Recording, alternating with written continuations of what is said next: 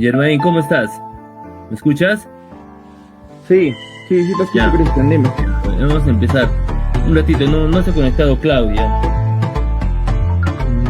Ok, ya estamos. A ver, vamos a tratar de comunicarnos con ella.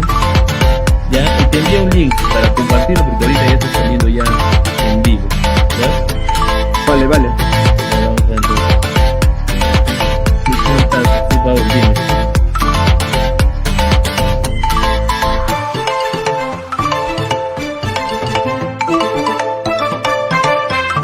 Falta Claudia. A ver, voy a intentar comunicarme con Claudia, ¿ya? Para decirle.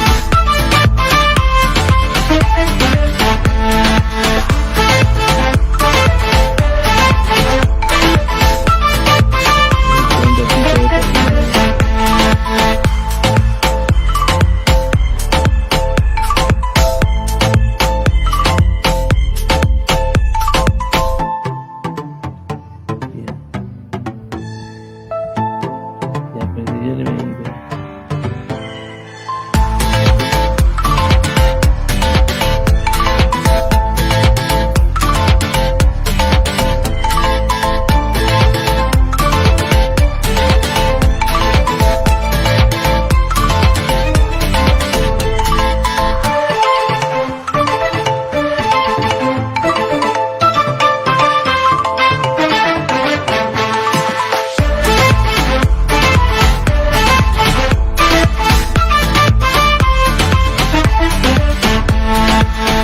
Ya me dice que está en la espera.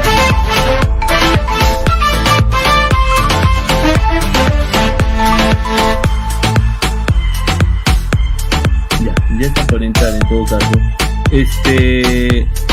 Paul, ¿me escuchas? Paul,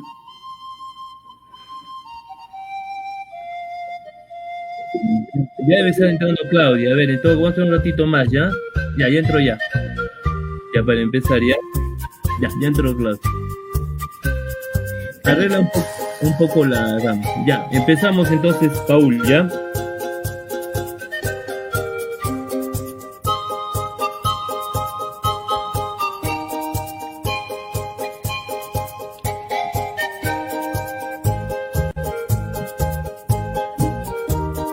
Ok.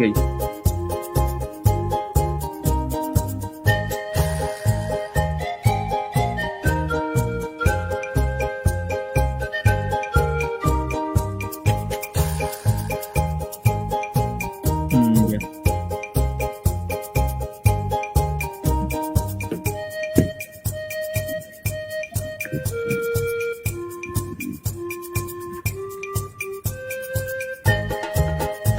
Ya. Ya, tú nos avisas, Paul, ¿ya? Ya, ya. Ya.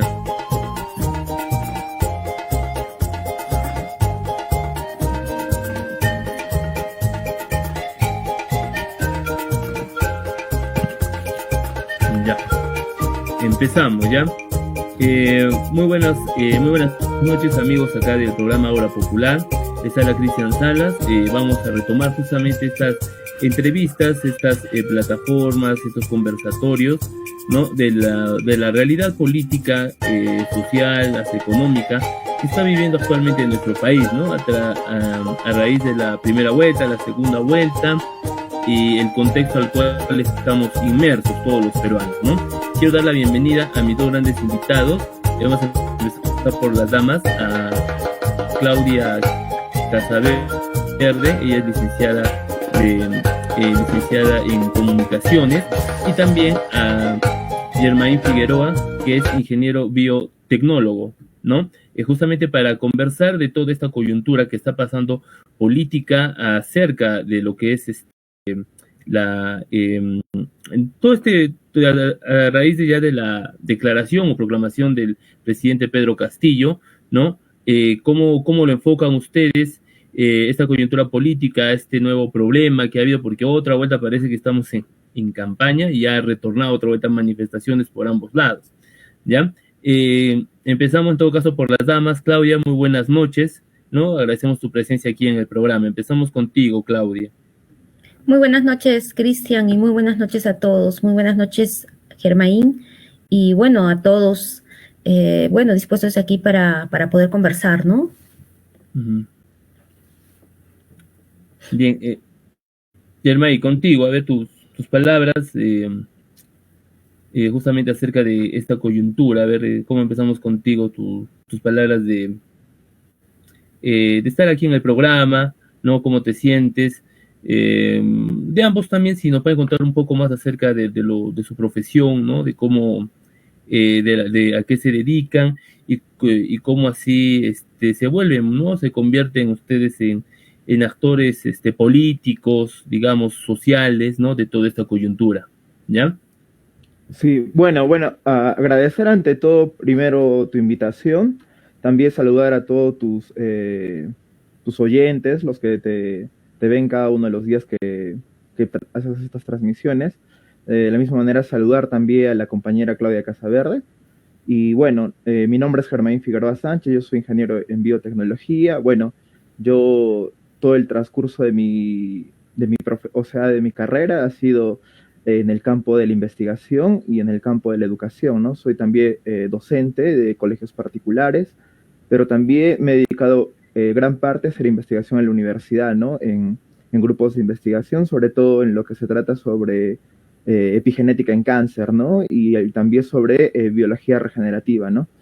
Y mi actividad política, aparte, es otro punto también, el cual más o menos yo llevo alrededor ya de 20 años en la vida política, desde que tenía 12 años. Yo actualmente tengo 33 años. Y bueno, y cualquier pregunta que quieras hacerme acerca de cualquier tema, estoy aquí, ¿no? Para poder responderla. Muy bien. Bueno, sí, Cristian, yo también quisiera presentarme. Bueno, yo soy comunicadora social de profesión.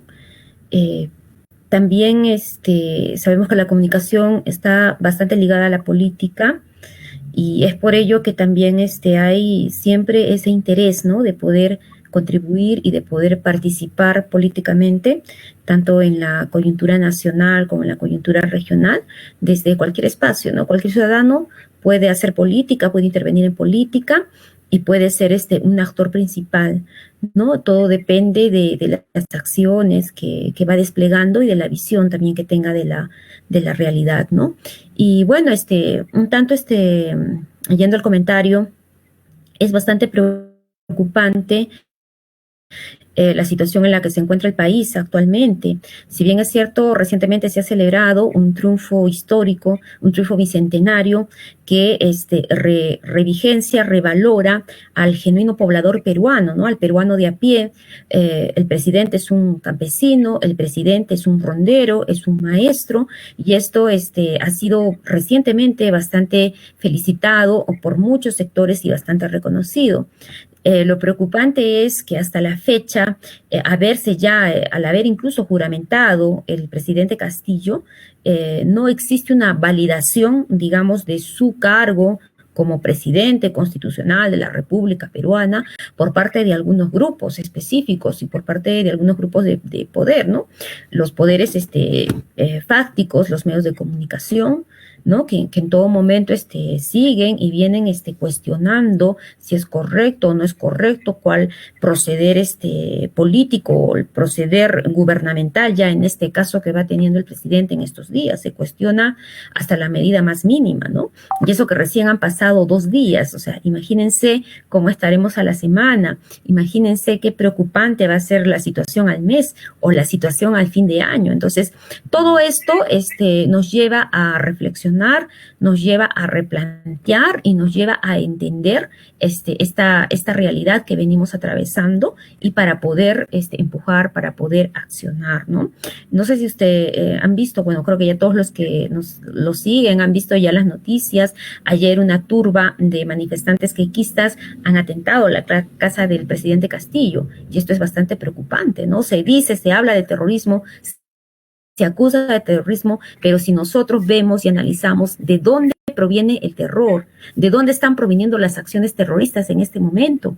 No es, en este momento, acciones terroristas no está promoviendo el Partido Perú Libre, lo están promoviendo los ciudadanos, como estos que han estado en Lima, no me acuerdo cómo se llaman estos grupos, pero también tienen algunos grupos bien radicales, que incluso los mismos que voceaban hace unas semanas, muerte a Castillo y cosas por el estilo, ¿no? Entonces, yo creo que las personas que estamos y que vemos este accionar político, tenemos que tener las cosas con claridad, ¿no? Y no de repente dejarnos influenciar por algunas difusiones que tienen algunos medios de comunicación, que sabemos pues a dónde pertenecen y sabemos también pues a quienes defienden, ¿no? Y no están defendiendo al pueblo en este momento, no están defendiendo en todo caso el orden democrático, ¿no? Como debería ser, ¿no? Están muy por contrario asusando y promoviendo. Entonces, realmente es preocupante ahorita la situación y esperemos que todo esto que se está dando no se radicalice, porque eso podría desencadenar en un panorama, en un escenario de violencia para la propia ciudadanía, y es lo que a toda costa se quiere evitar, ¿no? Yo considero que tanto los partidarios de Perú Libre como la gente también que está en contra de Castillo no quiere polarizar o llegar a un escenario de más violencia del que ya se está dando, ¿no? Bien, Claudia, bien. Bueno, sí, un poco... claro, es verdad, es cierto, ¿no? Ya las últimas semanas se han viralizado y han dado una opinión de Keiko, ¿no? La han vuelto a sacar a Keiko, ha escrito por sus Twitter, la prensa, como ya sabemos, pues está dándole mucha cabida, ¿no? Le está levantando demasiado otra vez en cuanto a sus opiniones, ¿no?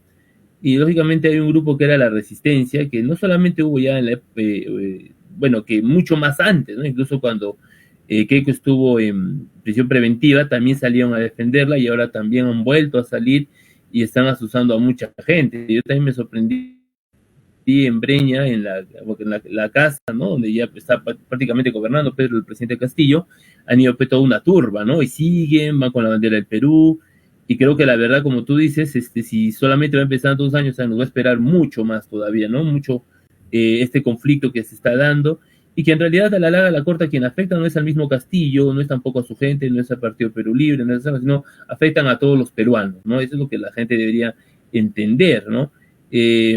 ¿Cuál sería tu opinión, Germain, de toda esta coyuntura que está viviendo actualmente? ¿Cuál crees tú que sería una solución a toda esta problemática que, como dice Claudia, se puede ampliar, ¿no? Va a ser mucho más constante, me parece. No creo que digamos, la gente de derecha, de Keiko, los ultraconservadores, lo dejen a Castillo, ¿no? Estas escenas las vamos a tener básicamente durante todos estos, Dios no quiera, todos estos 5 años, ¿no? ¿Cuál sería tu opinión, ¿no? Tu opinión, tu perspectiva y una solución a ese problema que estamos enfrentando todos los peruanos? Claro, y bueno, yo creo que es una extensión de lo que se ha estado viviendo en la tercera vuelta, ¿no? Bueno, así se ha llamado el proceso, digamos, de respaldo al profesor Castillo durante la etapa de apelación y de anulación de algunas actas, ¿no? Pero el problema de fondo acá es el problema estructural, o sea, nuestra sociedad desde la época colonial incluso es una sociedad realmente, es una sociedad que nunca se terminó de concretizar, o sea, es una república que devino de mal en peor, o sea, nunca fue la república de las mayorías, ni de los indígenas, ni de los mulatos, ni de la mayoría del pueblo patrio, ¿no? Sino fue simplemente la república de una casta mestiza, ¿no? De los oligarcas, ¿no? De los mestizos españoles, ¿no? No hubo una representación total. Acordemos, ¿no?, que recién se llega a concretizar o a cristalizar la independencia el 9 de diciembre, ¿no?, del 24. Entonces, creo que desde esa época arrastramos este problema, ¿no? Nunca hemos tenido realmente una clase dirigente en este país. Quien debió asumir la responsabilidad fue la burguesía nacional, los mestizos, ¿no? Siempre han estado de rodillas a los poderes fácticos, a los poderes extranjeros, ¿no? Primero con España, después con Inglaterra y ahora con Estados Unidos. Y yo no sé si después será con alguna otra potencia, ¿no? Entonces, siempre ha sido una clase dirigente, una burguesía traidora, que lo único que hace es comprar y vender. Una burguesía que está, digamos, sometida a los gobiernos extranjeros, ¿no? Acordémonos que acordémonos que esa burguesía, esa clase dirigente le pidió a Bolívar de que sea su dictador y Bolívar simplemente rechazó porque creía que era una ofensa para los peruanos o para el pueblo peruano, ¿no?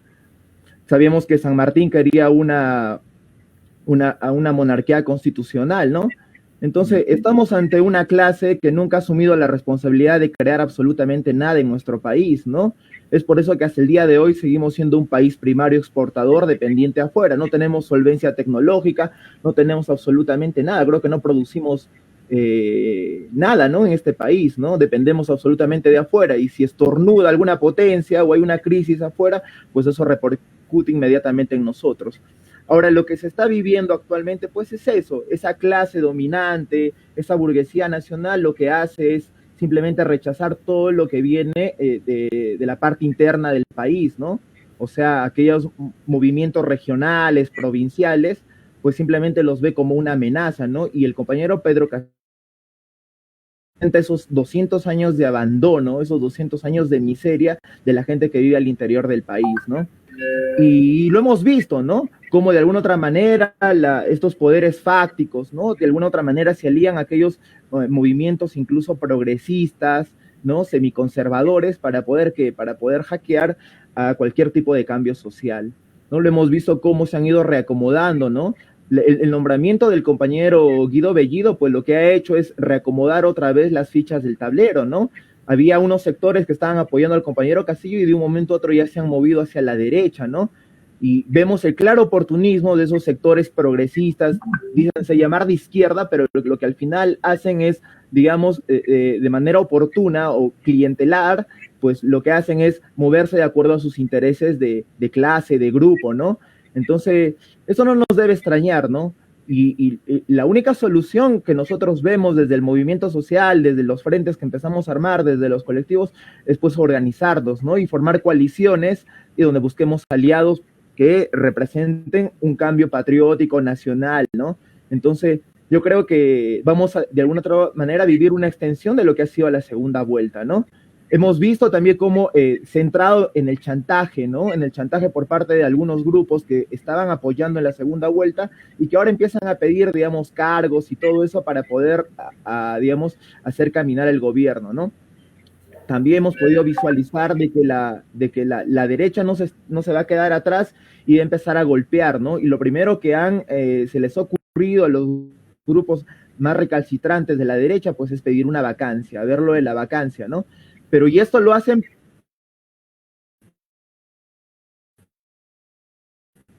sobre pretexto de qué, de que, bueno, el compañero Guido ha sido, pues hay una investigación que se le ha abierto por apología al terrorismo, pero si nosotros hemos visto, el señor García, el señor Yehude Simos también fue condenado y después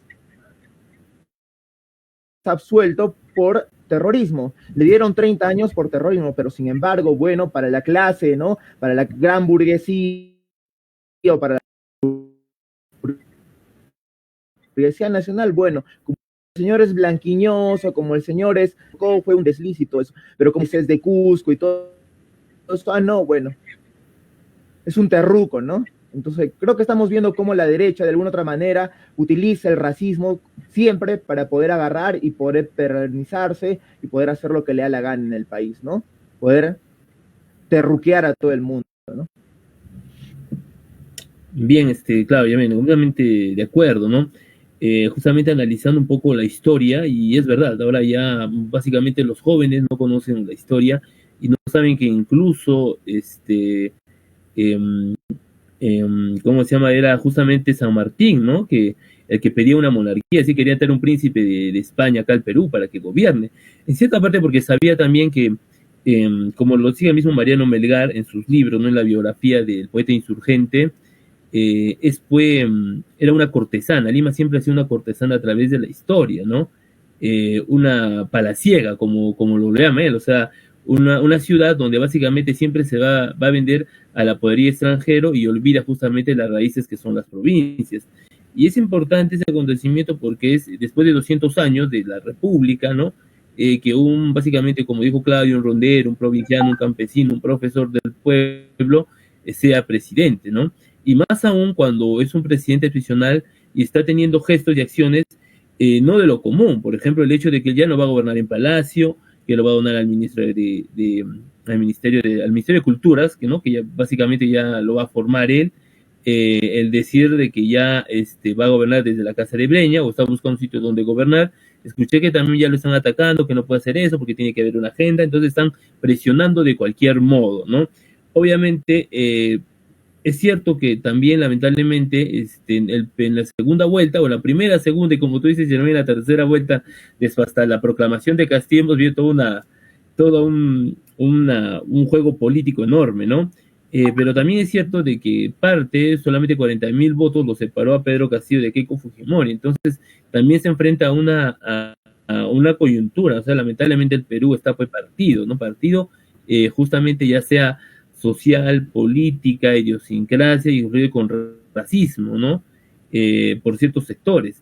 Algo que yo también pensé que ya no había en el Perú, pero creo que estas elecciones nos han vuelto a la realidad, y creo que es algo más que preocupante, alarmante, por el hecho de que no se va a poder desarrollar una agenda para los pueblos que siempre ha estado, como, digamos, olvidados, nunca se les ha tomado en cuenta, en ese caso que son las provincias, teniendo presente de que una gran parte de Lima, la gran mayoría de Lima, ha votado por Pedro Castillo, y justamente la masa que apoya justamente a Keiko y a toda esa gente es justamente de Lima. Por otra parte, algo que siempre toman en contexto es justamente la del grupo de la derecha, es esto del terrorismo, ¿no? El tratar, o bueno, hasta donde tengo entendido, Bellido también creo se le abrió un proceso, bueno, en investigación sobre lo que es que era ¿no? Apología, creo que le han dicho ahora, ¿no? Apología de terrorismo, incluso también muchos de del gabinete también tiene una tendencia netamente marcada, ¿no? No tanto en la apología, sino con unos rasgos bien definidos acerca de políticas de izquierdas, socialistas, digamos, el caso, por ejemplo, del señor Béjar, ¿no? Que no me equivoco, que es ministro de Relaciones Exteriores, y que yo no sabía de él, pero lo que sí sabía que él tenía unas declaraciones en Telesur, lamentablemente en la prensa basura nunca le dieron cabida en sus opiniones, y también tengo entendido que él fue en su época de joven, fue compañero de Hugo Blanco, pertenece justamente a la vanguardia, ¿no? Incluso fue prácticamente liberado por Velasco, justamente por el MIR, ¿no? Y eso como que les ha chocado mucho, ¿no? A esta derecha recalcitrante que estas personas, porque también él es catedrático, creo que es catedrático de una universidad, tiene sus estudios, ¿no? Y que lo hayan colocado en diferentes ministerios. Muy al margen de eso, ¿ustedes cómo creen que pueda salir este gabinete? ¿Podría obtener el voto de confianza o no lo va a poder obtener el voto de confianza? ¿Cómo sería este juego de tronos, ¿no? Que se está dando? Básicamente yo lo miro así entre el Congreso, el Ejecutivo y bueno, y el pueblo, ¿no? Podría tener los votos para el voto de confianza este gabinete, no. Y si es que se cambia ese gabinete, se cambiará también a los ministros o de repente solo al premier. ¿Cómo creen ustedes que se pueda que pueda salir airoso ese gabinete con un Congreso totalmente adverso? Ya que incluso escuchaba ahí muchas declaraciones de Adriana Tudela, gente ahí, por ejemplo, sabemos que ahí los más recalcitrantes son los de Avanza País, Renovación, los fujimoristas, que me parece los grupos más recalcitrantes de derecha, pero incluso Adriana Tudela ha dicho de que no, sería pisar el palito y no darle el voto de confianza. ¿Ustedes creen que sí podrían darle un voto de confianza? ¿Sí le pueden dar por eso o no le podrían dar el voto de confianza? ¿Y cuál sería la decisión? O sea, ¿qué es lo que tendría que hacer Pedro Castillo, el Ejecutivo, para seguir adelante con el gobierno, ¿no? Con el gobierno que recién se está formando ahora. Empezamos contigo, Claudia. Sí, bueno, yo creo que en tanto depender de un voto de confianza, no creo que sea la figura que se deba plantear. O sea, de que se viene un camino escabroso, se viene, de que es preocupante lo que está sucediendo, pero precisamente esta preocupación y todo lo que se está dando debe derivar en una unidad. O sea, para empezar, hemos visto cómo las izquierdas se han empezado internamente a quebrar luego de la proclamación de Castillo por diversas diferencias de ideología, diversas diferencias de pareceres, que yo sí defiendo tales derechos, que yo no, que yo soy más de izquierda, que yo soy más de centro, que yo soy más progre, etc. Hay una serie de divisiones y hay una serie serie de pugnas internas que no permiten esa unidad, ¿no? Y de igual manera, al interior del gabinete, también hay varias vertientes, varias propuestas en cuanto al enfoque, en cuanto a la visión que se tenga de gobierno, ¿no? Entonces, ¿cuál es la ruta? ¿Qué es lo que queda? ¿Cuál es la salida, digamos, para toda esta situación? La derecha o los grupos políticos que la representan en el Congreso de la República van a seguir arremetiendo y van a seguir no solamente con el tema del voto, ya sea también a través de otras acusaciones sin probar o no probadas. De igual manera, todo esto va a continuar. Y lo único que podría, digamos, respaldar o apuntalar el gobierno del profesor Castillo es esa unidad, ¿no?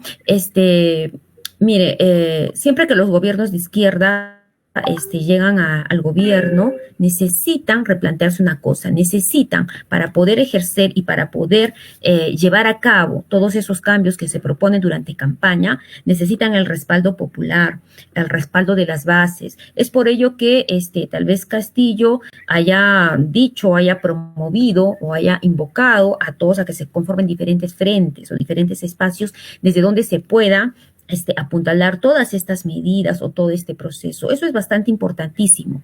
¿Por qué? Porque si no se tiene el respaldo del pueblo, se va a seguir cercando y va a seguir cediéndole el oportunismo, cediéndole el paso, y no solo al oportunismo, sino también a los negociados, ¿no? Que vimos sucedió, por ejemplo, en la época de Ollantaytamala, ¿no? Hay una intención muy clara de ollantizar, si nos permiten el término, de ollantizar al presidente Castillo, no, de derechizar al presidente Castillo, cuando sabemos que él ganó por un partido de izquierda. Abiertamente Perú Libre se ha planteado y se ha dicho desde su ideario y desde otros espacios que es un partido de izquierda, ¿no? Entonces, ¿qué se quiere manejar? ¿Se quiere manejar un discurso? No, que no ganó el partido, que ganó el personaje, el campesino, y de que él representa, y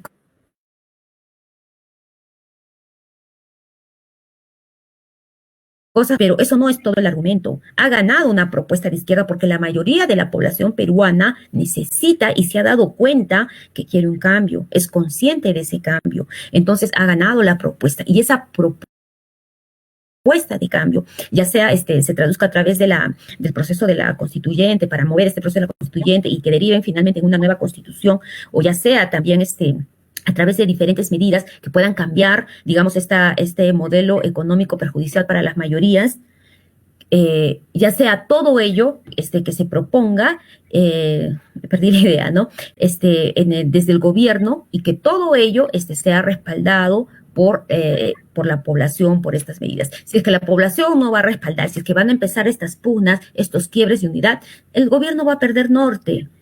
Un gobierno de izquierda o bien gobierna con la mano del pueblo, de la mano del pueblo y para los intereses del pueblo, o bien gobierna, o bien se vende, o bien cede a los intereses de los grupos económicos grandes. Entonces, solamente hay dos caminos, y solamente la organización popular, el movimiento popular, el respaldo popular es el que le va a dar sustentabilidad a todo este proceso, a todo este conflicto que se viene dando.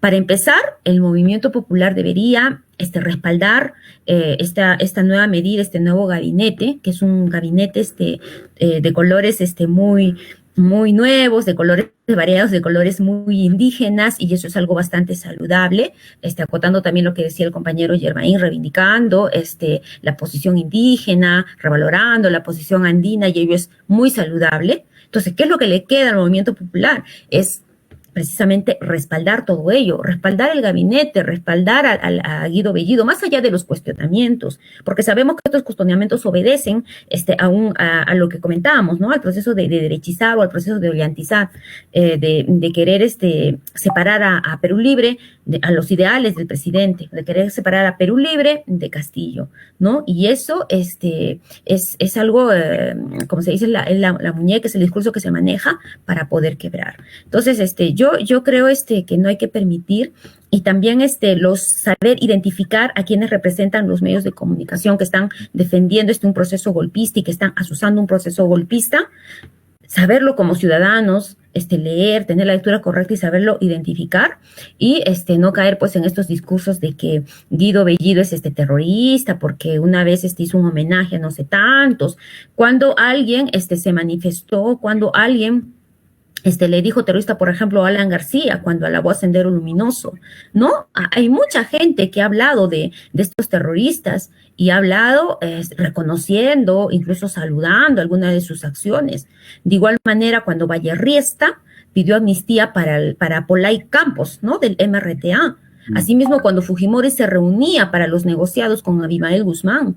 Todas esas eran medidas de gobierno, pero en ese momento no estaba pues de moda el terruqueo, ¿no? Y ahora, lamentablemente, se ha metido tanto miedo que no se identifica a los verdaderos terroristas. Los verdaderos terroristas están ahorita atentando la vivienda del presidente.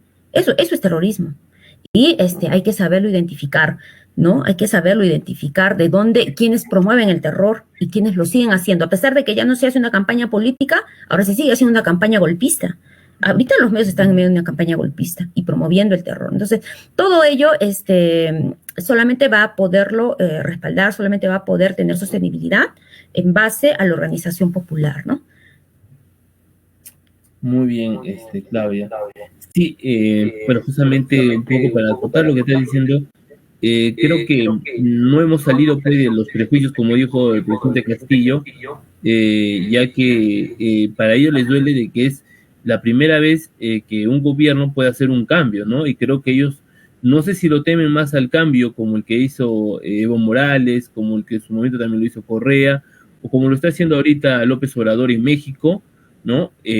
O es que, bueno, para mí creo que tienen el miedo al cambio porque yo estaba un poco analizando incluso el ideario de justamente de Vladimir Cerrón, y en realidad no es como dicen de los 70 que te va a estatizar, que te va a quitar todo, bueno, totalmente falso, ¿no?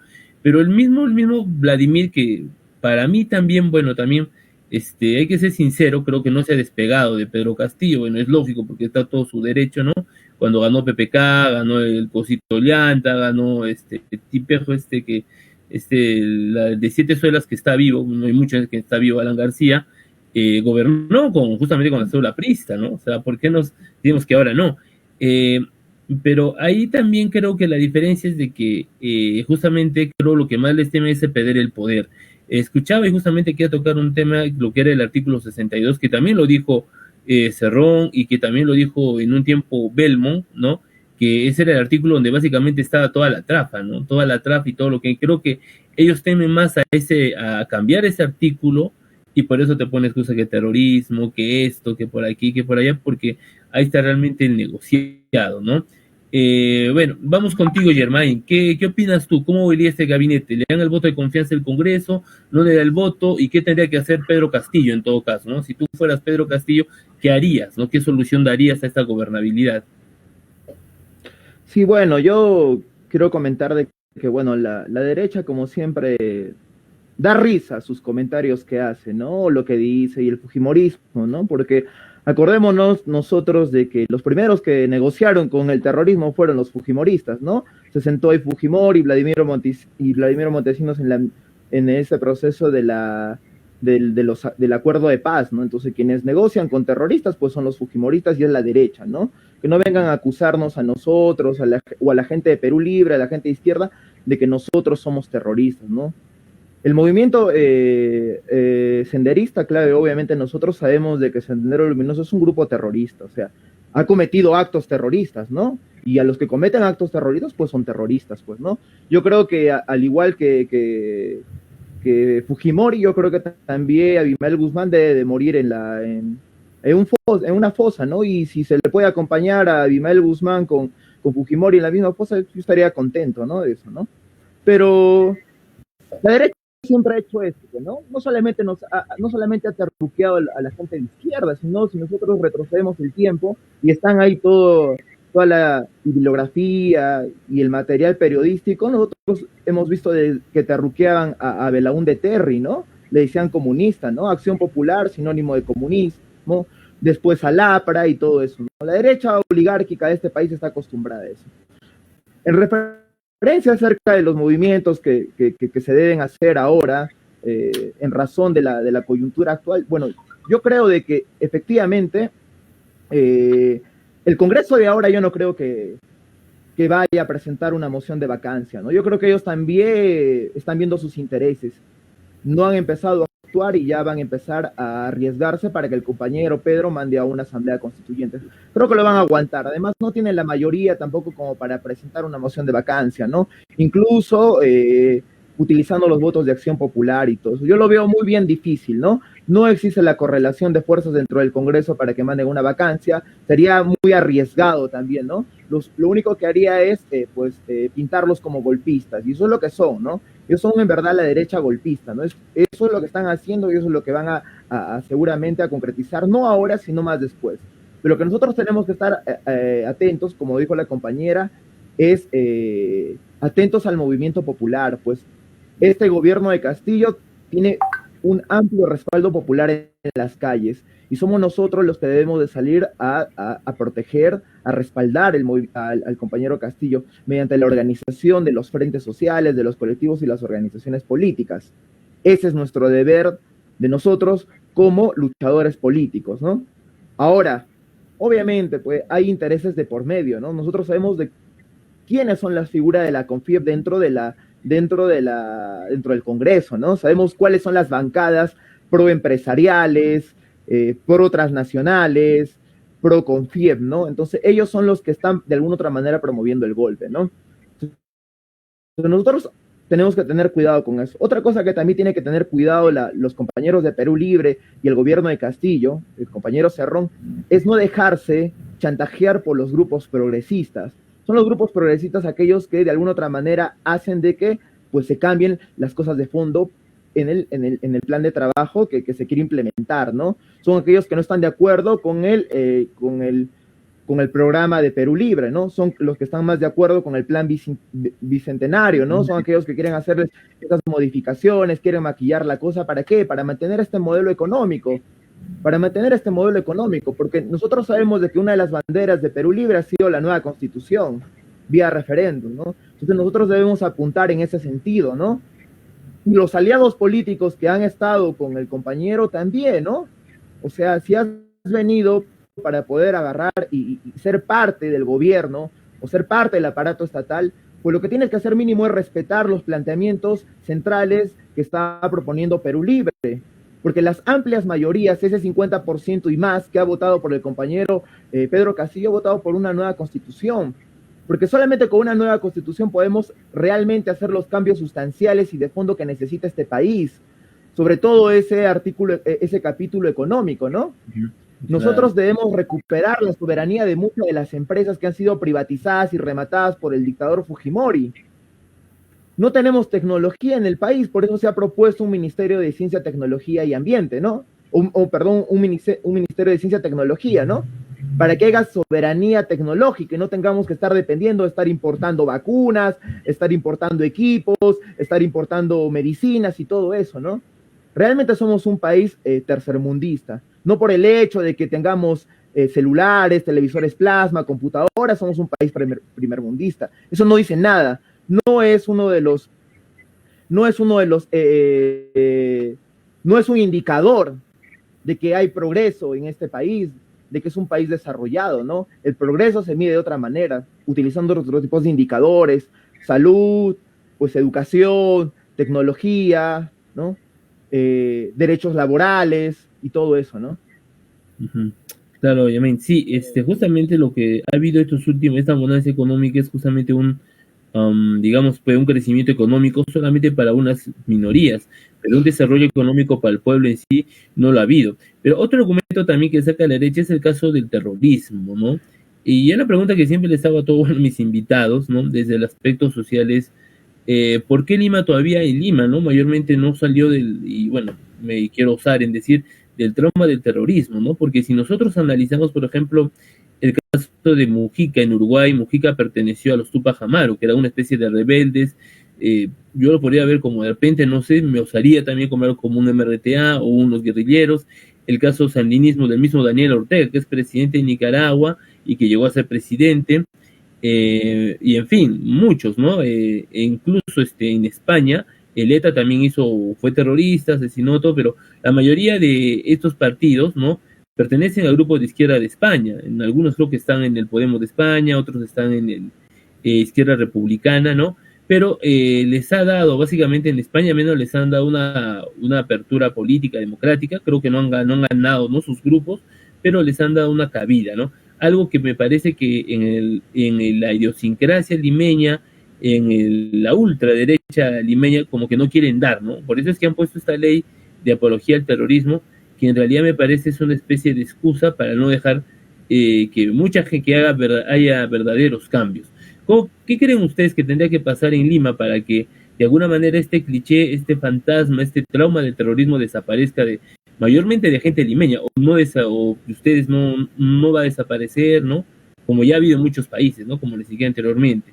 Claudia, ¿cuál sería tu opinión en cuanto a este cliché de terrorismo, ¿no? Que en realidad, si bien es cierto, justamente un amigo me dice, no, pero es que cuando Evo Morales dice, pero tenemos un presidente terrorista por Castillo, pero me dicen que en realidad en Bolivia nunca hubo un terrorismo, ¿no? Y si analizamos también la historia del terrorismo, es cierto, ¿no? Muchos los terroristas en realidad también asesinaron a gente, ¿no? No se enfrentaron realmente a la policía, ¿no? A los militares de cuerpo a cuerpo, ¿no? Mataron a gente, ¿no? Entonces, ¿cuál sería tu opinión? ¿Qué tendría que pasar en Lima para que esta gente ya se olvidara del cliché de terrorismo, ¿no? O sea, ya no hay terrorismo y se puede hacer verdaderos cambios. En sí la palabra terrorismo es mal utilizada acá en el país, ¿no? O sea, terrorismo se asocia a, digamos, a cierta forma de pensar, a cierta ideología equivocadamente. O sea, terrorismo es las personas, los grupos que ejecutan acciones de terror, independientemente de su ideología.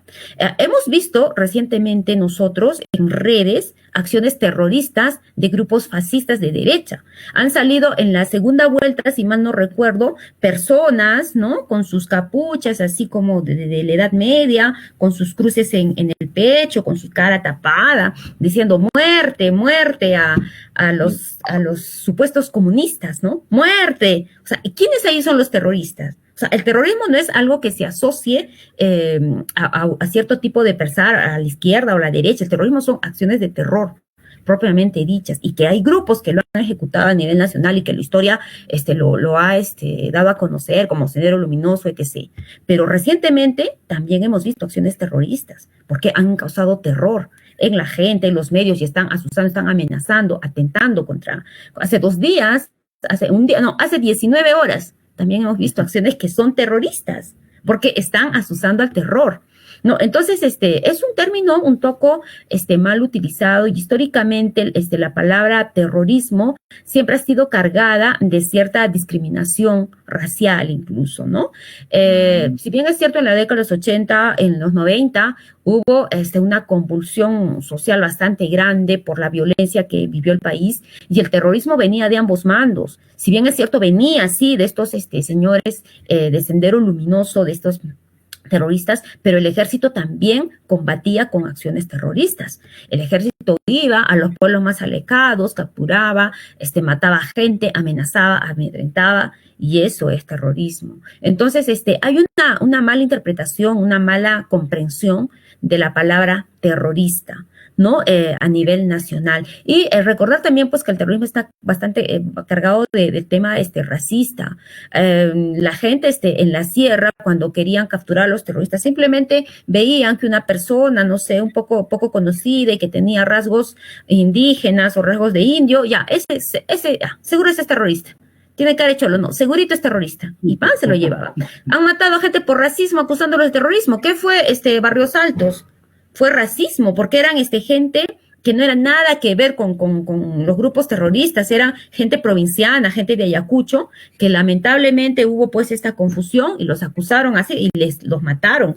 Y entonces el terrorismo ha sido siempre, digamos, la excusa para el exterminio de la gente, de la población indígena. Y eso ha sido un plan que siempre ha ideado la derecha y siempre ha tratado de ejecutarlo con una u otra excusa. Entonces, hay que saber entender, creo, hay que saber diferenciar esto, hay que analizar en todo caso, para poder determinar o para poder decir o para poder acusar o para poder accionar algo al respecto. Yo, francamente, en los últimos días he visto acciones terroristas por parte de la derecha, he visto, y son acciones terroristas, nadie va a decir que no, en los poderes, en los medios de comunicación, también se ha visto acciones terroristas, han asusado miedo. A ver, es terrorismo decirle a la gente, te van a quitar tu casa, te van a quitar tu carro, te van a quitar tu trabajo, te van a despedir, te van a quitar tu jubilación. Eso como Willax, ¿no? Willax ha sido el que ha estado... Willax, así es, ¿no? Willax es un canal terrorista. Porque el caso de Batters, de Beto Ortiz, también es así Milagros es. Leiva. El señor Ortiz igual sale con su pistola, todo. Por favor, o sea, ¿quiénes son acá los terroristas? Entonces, hay que saber entender, hay que saber discernir. Las acciones de terror pueden venir cuando se radicaliza, cuando se radicalizan las ideas o cuando no hay esta capacidad diplomática de negociación entre uno u otro grupo político. Y es lo que creo que ahora la población debe evitar. Si la cuestión continúa, si esta situación lamentable que está atravesando el país se polariza más, continúa, puede incluso desencadenar en una guerra civil, y yo creo que ningún peruano, ninguna peruana quiere para su país estas cosas, ¿no? Entonces, eso es lo que podría plantear.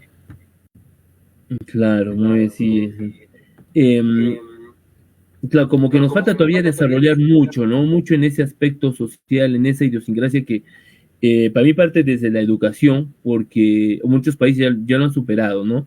Pero sin embargo en el Perú nos hemos quedado como con ese trauma, bueno, especialmente Lima, ¿no? Está con ese trauma, y yo miraba, por ejemplo, a los chicos, hay veces así de algunas universidades que salían y decían no terrorismo, que Castillo acá, y muchos no saben, por ejemplo, quién fue el comando Rodríguez Franco, lo que es lo que era el grupo Colina, ¿no? Los grupos paramilitares que creó el mismo Fujimori, ¿no?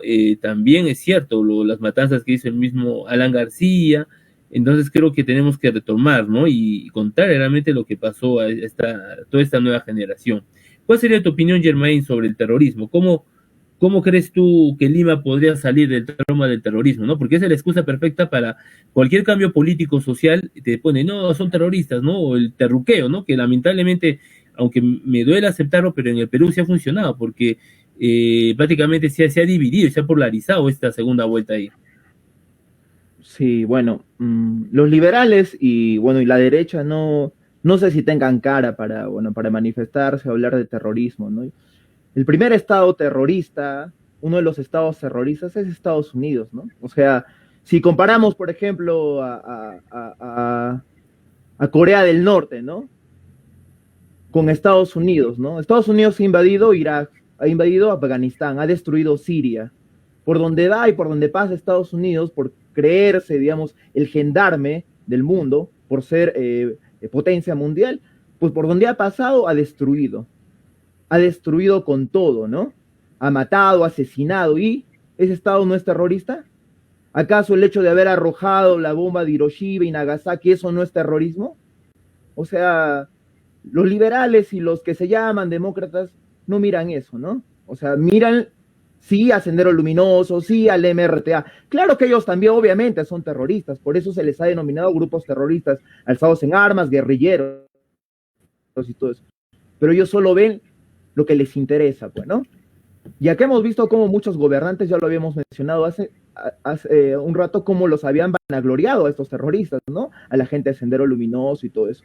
Y cuando hubo este conflicto interno, cuando activó Sendero Luminoso debido a esta acción aventurera, porque lo que era Sendero era un grupo aventurero, ¿no? Era un grupo terrorista aventurero, ¿no? Cuando accionó, pues también hubo terrorismo por parte de Estado, en contraposición a eso, ¿no? ¿No acaso los hinchis, no acaso los marines entraban a los pueblos rurales, a los pueblos campesinos a asesinar? ¿No acaso agarraban y han desaparecido a un montón de personas que hasta el día de hoy las seguimos buscando? ¿Lo de Uchurajay acaso es un invento? El comando Rodrigo Franco, o si no, este grupo paramilitar liderado por Martín Rivas y Querosene, ¿acaso es un invento? Y eso es una expresión de la derecha protegiendo sus intereses, protegiendo su modelo económico, su forma de vivir, ¿no? Y hoy día estamos viendo también una expresión de eso, ¿no? Hemos visto cómo grupos de derecha, recalcitrantes, se están armando, están saliendo ¿cómo se llama?, a marchar, diciendo que van a matar comunistas, que los van a destripar y todo eso, ¿no? Y metiendo a todos en un mismo saco, o sea, toda la izquierda, todos son comunistas, toda la gente de la izquierda son terroristas, todos son tucos, ¿no? Y nosotros no hacemos eso, ¿no? Pero claro, ellos sí se rasgan las vestiduras, ellos sí orinan agua bendita, claro. Tiene la conciencia más limpia que, bueno, que franela de predicador, ¿no? Claro, así actúa la derecha. Nosotros sabemos cómo actúa la derecha, pero en contraposición de eso nosotros tenemos que estar organizados también. El movimiento popular tiene que estar organizado para defender los derechos de las mayorías de los trabajadores, de las mayorías campesinas, de las mayorías de los obreros, de los profesionales y todo eso. Porque no vamos a permitir de que la derecha nos condene a otros 30 años de neoliberalismo. Y efectivamente, en Lima hay un atraso educacional, ¿no?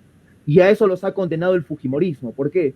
Porque el fujimorismo no quiere invertir en qué, en escuelas, no quiere invertir en educación, porque nunca ha invertido en eso, ¿no? Porque esta derecha no quiere de que haya gente culta para que pueda cuestionar este modelo económico, ¿no? Quiere que siempre haya un ejército de obreros que vayan a trabajar, que sean mano de obra barata, el cholo barato, ¿no? Eso es lo que quiere esta derecha, condenarnos a eso, a la ignorancia más abyecta y absoluta, ¿no? Entonces nosotros obviamente no vamos a permitir eso, vamos a seguir implementando desde el campo popular, desde las organizaciones sociales, un cambio profundo en el modelo económico. No queremos más este modelo, queremos cambiarlo. Nosotros como gente de izquierda queremos cambiar este modelo porque este modelo por más de 30 años que nos han vendido la panacea, el neoliberalismo, ¿no? Y el libre mercado, ¿no? Y la libre competencia y la anarquía del mercado, pues eso no ha solucionado absolutamente nada. Ahí están pues ahí están los indicadores, la cantidad de muertos, ¿no? Que tenemos. La cantidad de muertos, creo que ya vamos a llegar, no sé, a los 500,000, 700,000 muertos. Creo que tenemos el récord a nivel mundial, ¿no? De eso, ¿no? Sí, ahí están los vendedores, los traficantes de oxígeno, ¿no? Ahí están, hace poco han agarrado y han atrapado a una banda, ¿no? En Salud que se dedicaba a traficar con los medicamentos, a sobrevalorar, ¿no? Las compras. Molinelli estaba ahí, pues, ¿no? Claro, la señora Martinelli, ¿no? Aquí representa, claro, Molinelli, claro, Molinelli. Trabajó con PPK, pues trabajó con PPK y estuvo con Vizcarra después. Por supuesto. Esa pues la derecha, esos son los liberales, pues, ¿no? Ahí están todo lo que nos han vendido, pues, ¿no? Los traficantes de la salud, los traficantes de la vida, ¿no? Entonces que no nos vengan a decir, entonces, sí. Toda la vida alguien que quiere un cambio social, pues ruco, ¿no? Ruco, ¿no? O sea, la señora que reclama por mejores condiciones de vida, el trabajador que reclama mejores salariales, a él es un terruco. La persona o el dirigente que protege el medio ambiente, su chacra, su río, su modo de vida es un terruco. Los liberales pues creen eso, ¿no? Los liberales, los neoliberales, los de la derecha creen eso, ¿no? Creen de que ahí en Lima, vivir en San Isidro, en La Molina, ahí en esos lugares, claro. ¿Por qué no vamos a hacer minería a ver esos lugares? ¿Por qué no hacemos minería al lado del Golfo Los Incas? ¿O por qué no vamos a hacer minería ahí a Casuarinas? Vamos a hacer minería y a ver si les va a gustar, ¿no? Vayamos ahí, hagamos un forado grande y empezamos a explotar el mineral a diestra y siniestra, ¿no? Claro, unas grandes diferencias, ¿no? Contraste tanto las provincias, el centralismo de Lima. Ayer justamente como estaban hablando, me ha recordado una película y que sería muy interesante analizarlo, que era de Harrison Ford, cuando él era un presidente, secuestran un avión unos terroristas, ¿no?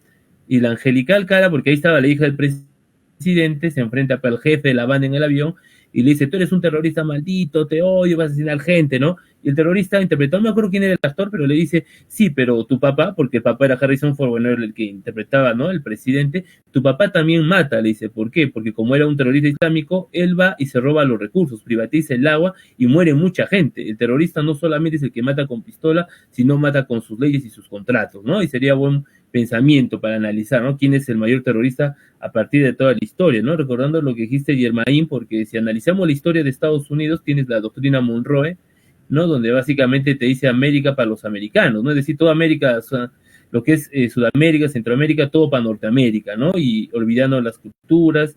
Y también sería bueno hacer un análisis, ¿no? Porque no solamente tiene la guerra de Vietnam, la guerra de Kosovo, Yugoslavia, Corea, o sea, la sábana es muy grande si vamos a analizar el terrorismo, ¿no? De Estados Unidos, es demasiado, ¿no? No acabaríamos nunca.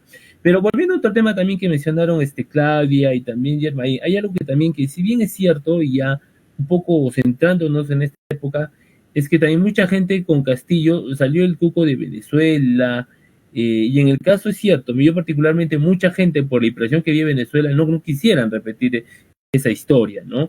En el caso yo quisiera saber, ¿qué es lo que ustedes, o sea, cómo miran? ¿Qué error crees que hayan tenido el gobierno de Maduro actualmente, ¿no? En el sentido económico, ¿no? Porque la hiperinflación es algo que también que es bien fuerte, te digo, porque hoy en día también ya con la especulación es grande, incluso el dólar ha subido, ¿no?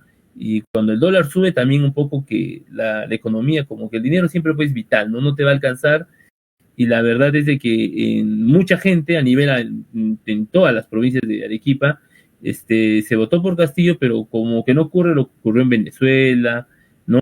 Mayormente eso, que no hay una alta tasa de inflación, o como lo que ocurrió en Alan García en los 80, ¿no? Entonces, ¿cuál sería el camino económico entrando a esta materia que tendría que tomar un Pedro Castillo y decir a la gente que no vamos a hacer como Venezuela, pero sí vamos a hacer unos cambios pues estructurales, que también lo dijo Pedro Castillo, ¿no? Pero hay una cosa, hay gente todavía que todavía no le cree, pues no conoce mucho el tema, ¿no?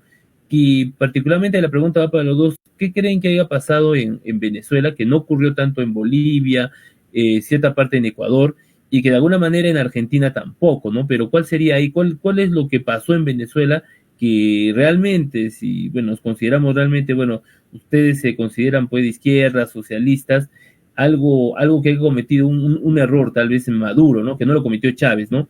¿Cuál sería la opinión? ¿Qué es lo que realmente está pasando en Venezuela, ¿no? Porque sabemos una cosa de que de Venezuela solamente acá por lo menos nos dicen lo malo, pero también sabemos que hay problemas que existen en Venezuela que nosotros desconocemos mucho y solamente vemos, no, la hiperinflación, y esto alimenta justamente estos grupos de poder, la ultraderecha, para que te metan el miedo del cuco de que vamos a estar así como Venezuela, ¿no?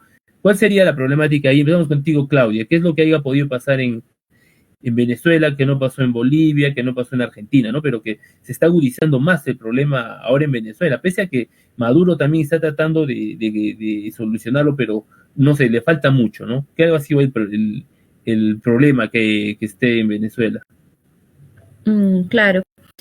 Bueno, el problema de Venezuela es el problema de bloqueo, ¿no? De Estados Unidos, y es por eso que esto ha devenido en la crisis, lo cual ha devenido en la migración, ¿no? De los hermanos venezolanos, ya ha devenido en una serie de situaciones, en una realidad realmente lamentable, ¿no? Como bien lo has dicho, ya Castillo en su discurso el día 28 ha dicho que no va a copiar ningún modelo económico. Desde campaña lo venía diciendo, ¿no?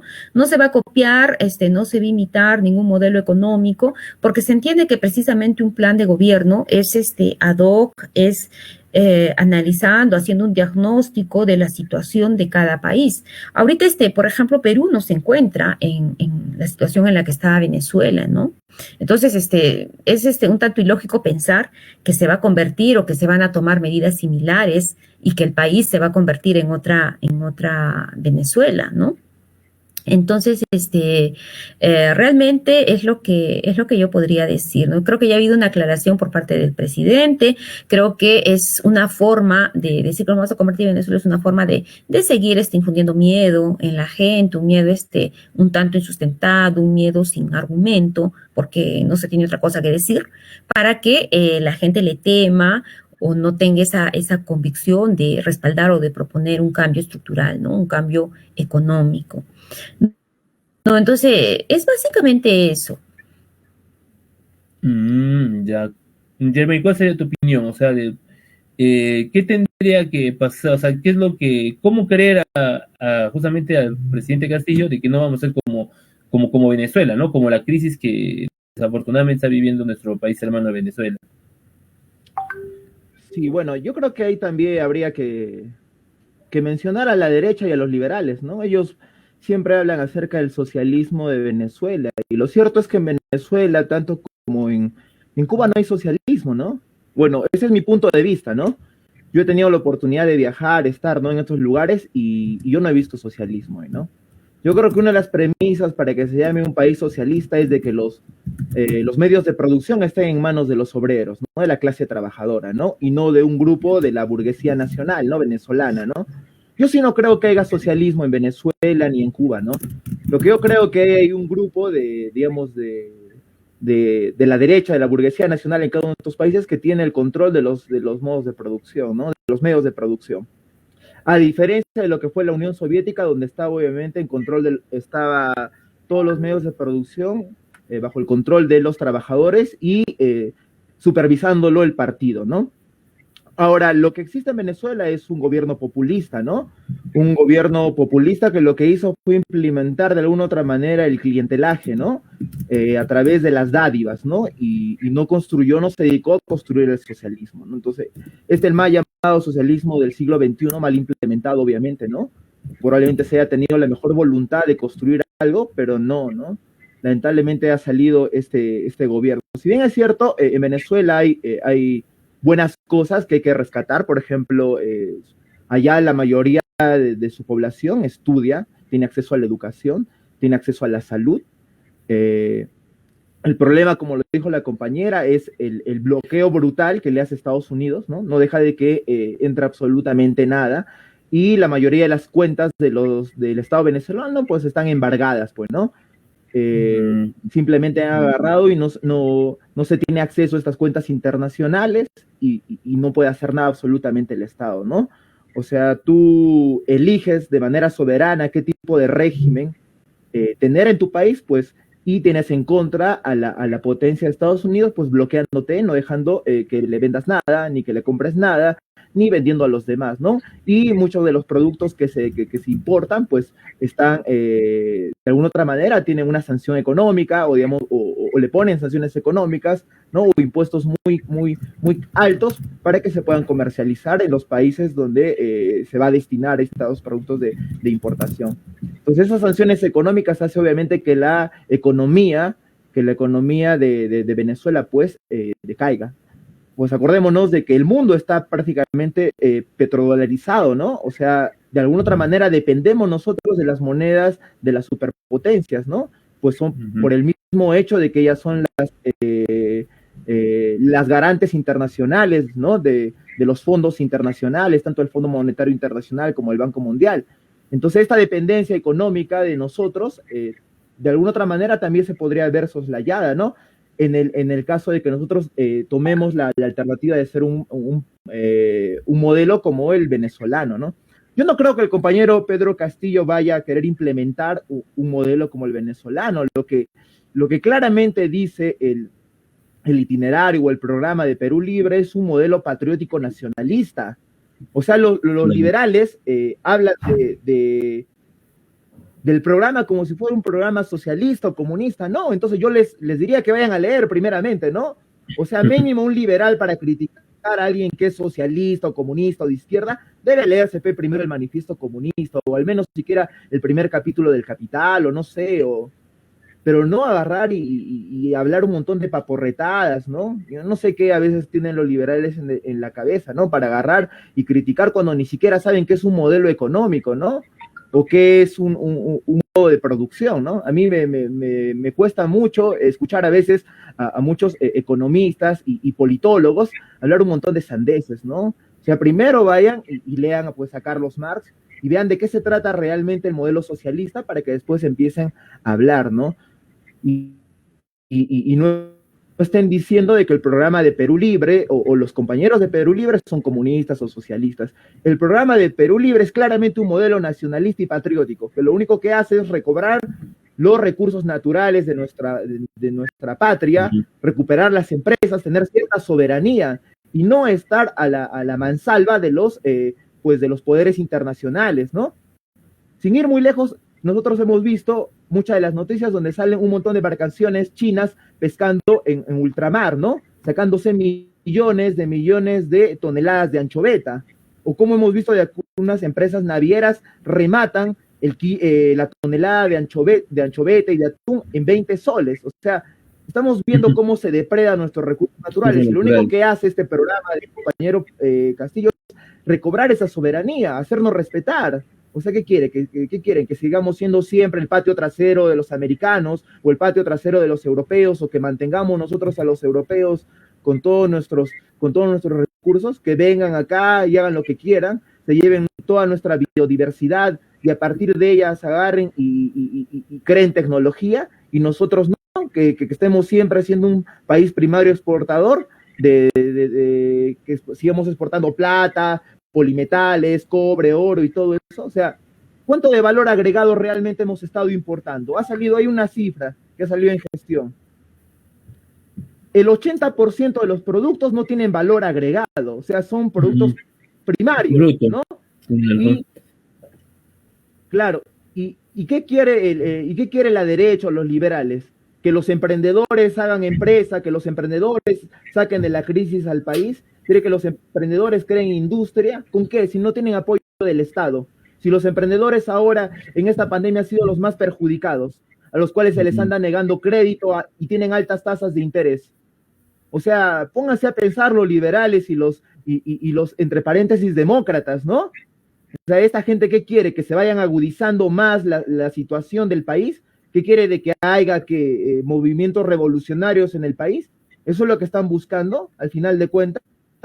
Quieren agudizar las contradicciones para que toda la Sierra Central y toda la Sierra del Sur marche a Lima. O sea, eso es lo que quiere Lima. O sea, tienen que ser un poco más responsables, ¿no? A veces con lo que cuando hablan acerca de vacar al presidente, ¿no? Sí, hay algo bien importante también que tú mencionas, Germain, es que, bueno, yo no sé si ustedes, por ejemplo, han oído hablar acerca de los países nórdicos, que para cierta parte de la izquierda europea son países socialistas, ¿no? Lógicamente que la diferencia entre ellos y nosotros es que ellos son países industrializados, ¿no? Justamente tengo familiares, amigos ahí, donde ellos me dicen de que en realidad su régimen es socialista porque hay mucho más apoyo del Estado. En Europa, aunque no lo crean, el apoyo del Estado es mucho mejor que acá, ¿no?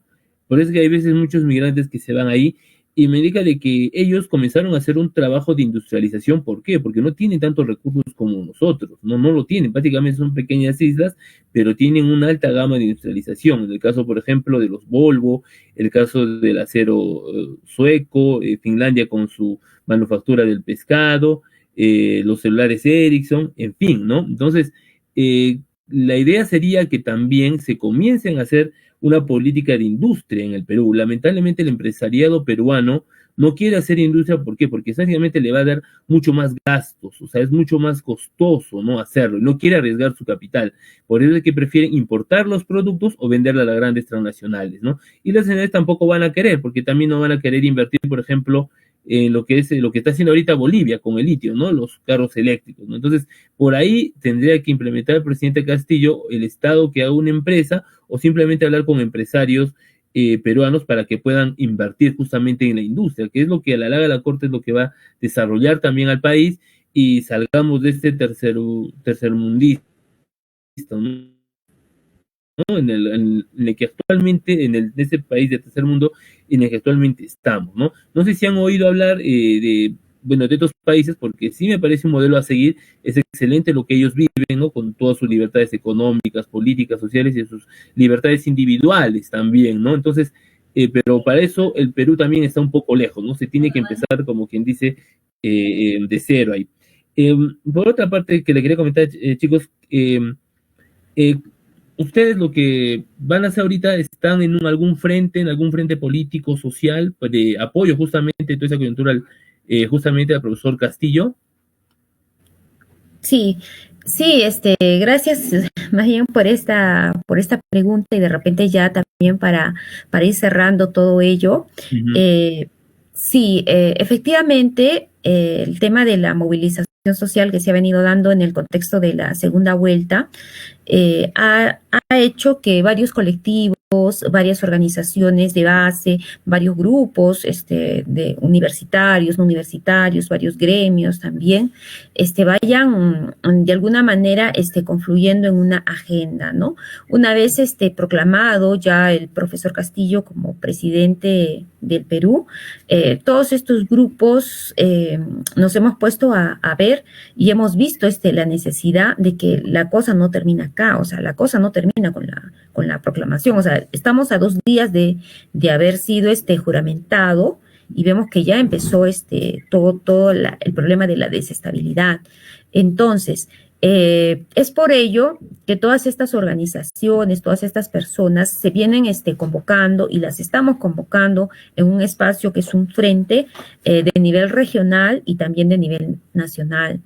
Este frente tiene la finalidad de poder buscar una agenda específica y empujar un proceso específico que beneficie a la población, ¿no? Y que dé respaldo también a las medidas que vaya a proponer el gobierno del profesor Castillo, ¿no?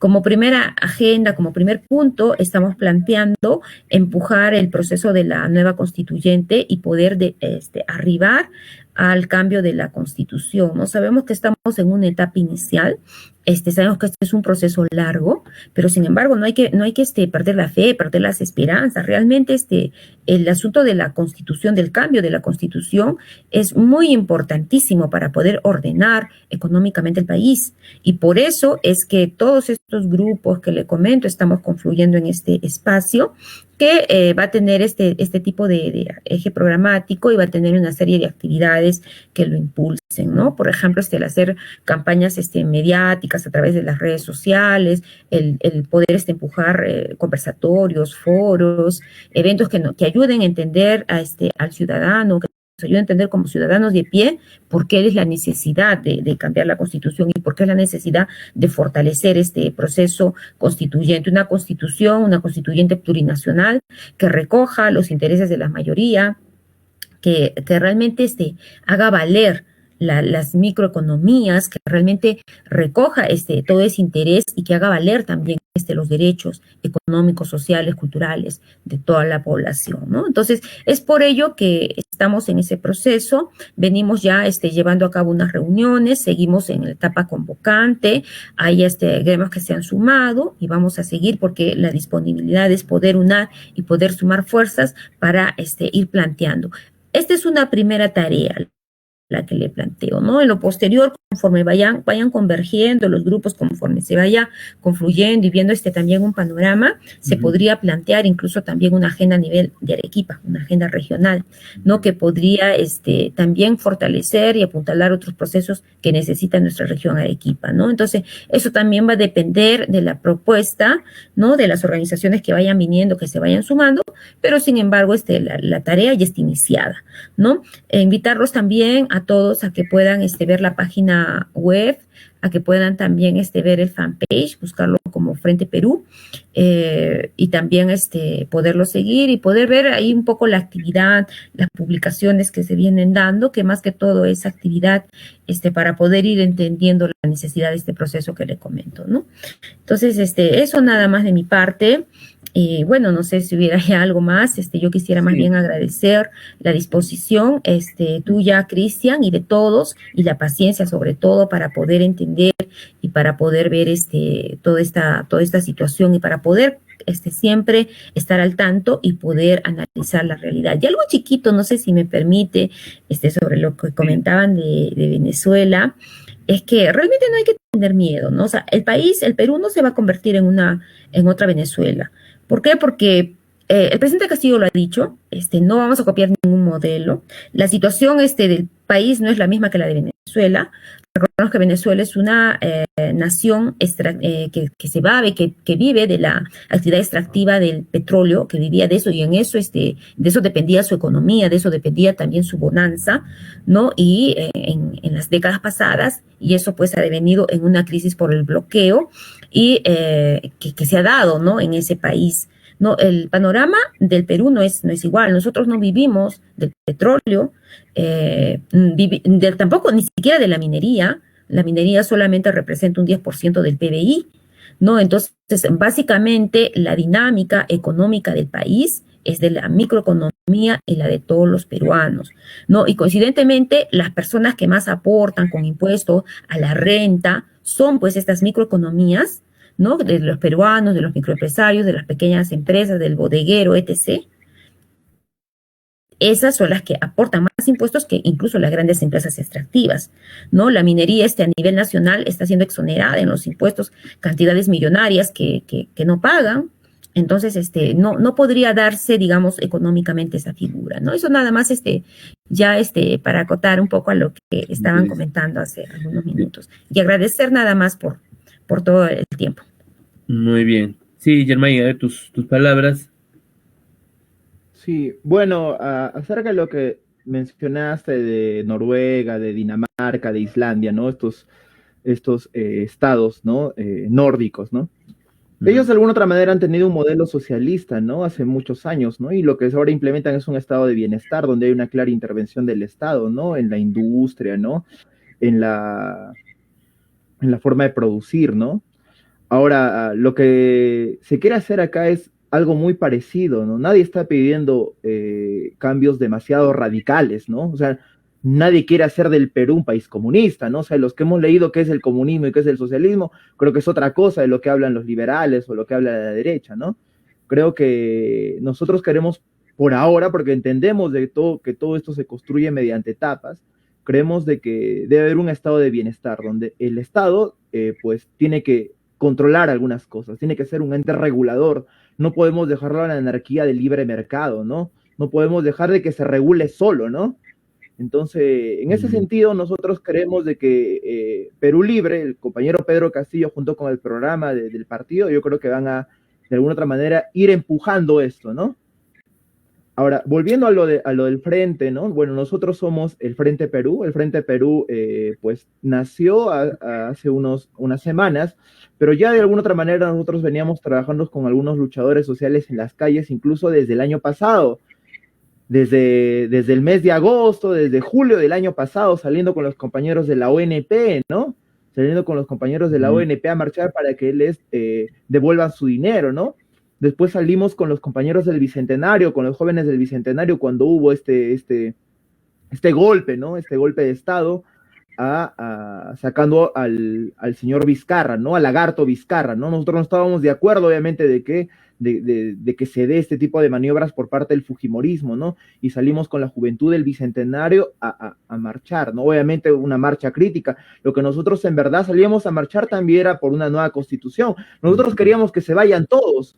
No queríamos ni que se quede Lagarto, ni que se quede los fujimoristas, ni que se quede ese Congreso corrupto que daba vergüenza en esa época, ¿no? Queríamos que se vaya todo y nosotros salimos empujando un proceso constitucional, un proceso para una nueva constitución. Pero como siempre acá, ¿no? También la derecha obviamente se subió a las marchas y también quiso hegemonizar y conducir las marchas. Pues nosotros no le permitimos y con un grupo de estudiantes de la universidad y de profesores también marchamos al frente y tratamos de quitarles, ¿no? El protagonismo y pusimos en la agenda la nueva constitución, ¿no? Después salimos a marchar apoyando a los compañeros del agro, ¿no? A los compañeros que trabajan en estas empresas agroindustriales que son vilmente explotados, ¿no? A los cuales se le pagaba un salario totalmente paupérrimo, creo que era de 930 soles por estar prácticamente más de 12 horas trabajando, recogiendo ahí fruta, recogiendo uva de mesa y todo esto, ¿no? No se les reconocía, incluso creo que ni se les dejaba ir al baño, se les controlaba la hora. Creo que los que han trabajado en esas empresas agroindustriales saben muy bien cómo explotan ahí, ¿no? Es acá, terrible. Por ejemplo, sí. Damper, por ejemplo, es una empresa agroexportadora que lo que hace es explotar a sus trabajadores. Creo que los que conocen ya saben, ¿no? Sí, después te lo digo porque yo también trabajé ahí en una empresa acá en Damper y las que quedan acá en las alcachofas de al sur, acá también Socabaya. Así que en una época también sí, yo sé cómo se siente ese. Sí, todo el día estás ahí mojándote con botas, te hacen todo el día estar parado, creo que tienes que acabar el tonelaje al día, tienes que acabar el tonelaje. Claro.